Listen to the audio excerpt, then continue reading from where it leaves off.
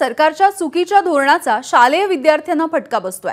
सत्र संपत आलं तरी विदर्भामधल्या 6,64,000 विद्यार्थ्यांना शालेय गणवेशांचं वाटपच झालेलं नाहीये। सत्र संपत आलं तरी विद्यार्थ्यांच्या गणवेशाचा पत्ताच नाहीये। त्यामुळे शालेय गणवेश वाटपामध्ये घोडं नेमकं कुठे अडलं असाही सवाल आहे।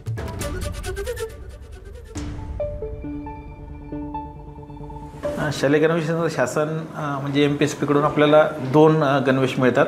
त्यापैकी पहिला गणवेश जो आहे तो तालुका स्तरावर एक कमिटी गट केल्यानंतर त्याच्या संदर्भात कापड मिळाला आणि तो पहिला शिवण्यासाठी महिला आर्थिक विकास महामंडळाकडे देण्यात आला होता। महिला आर्थिक विकास महामंडळाकडून जेवढे गणवेश शिवण्यात आलेले ते सर्व शाळा स्तरावर पोहोचलेले आहे।